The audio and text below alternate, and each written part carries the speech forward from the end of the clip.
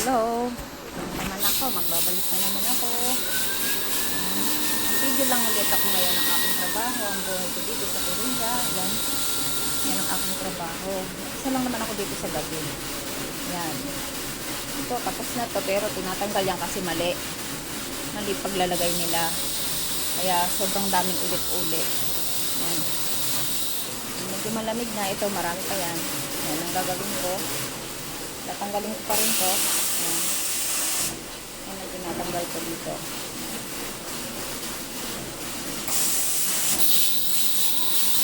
Isa lang kasi ko dito. Ngayon, ito yung trabaho ko dito.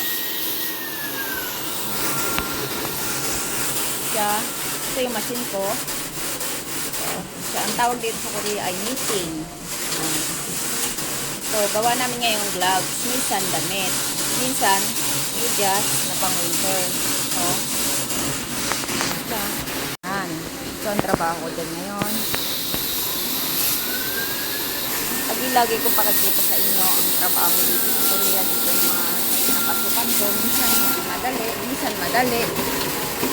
Pero sobrang haba naman ang oras kasi. Yan. Ito siya. Pag nangyari siya yan. Pero hindi pa tatapos. Lalaban pa yan para lumituloy siya.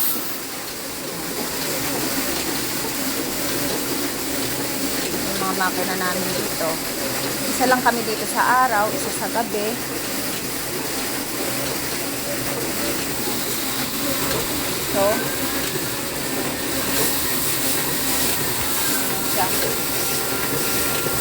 natambakan ako kasi ginagawa nga ako, malagtatastas ba ganyan pag nangyari yun lang. Kaya hindi madali ang buhay ng magtrabaho sa abroad talaga. Kala lang nila madali, pero pag umandar yan ako, talagang hindi na kami napapahinga. Sobrang hirap.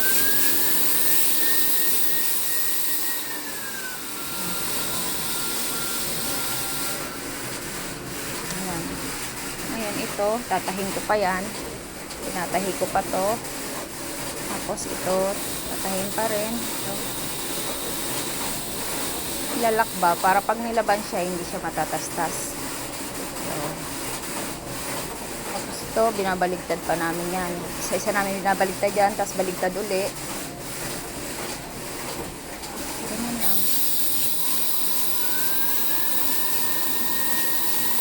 Tapos ito, yung kanina, ito, natastas ko na to. Yan, kailangan linisin. Natastas ko na yan. Ito, pero ito, yan. Marami pa Yan, natapos ko na yan. Tapos ayan. Tapos ko na yan. I-deliver na yan bukas. Yan. Ito. I-deliver na yan. Yan. Tapos ito, marami pa.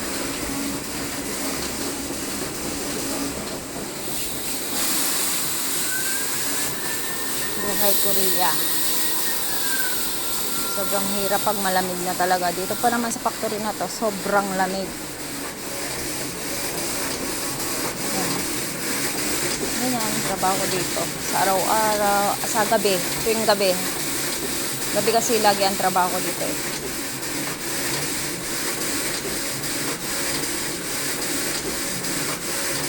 Kita ko lang sa inyo. Hindi rin madali. Tingin lang madali siya, pero totally hindi madali siya. Sobrang sakit sa likod. Okay, thank you. Sana mapanood nyo ang aking maliit na video. Bye-bye.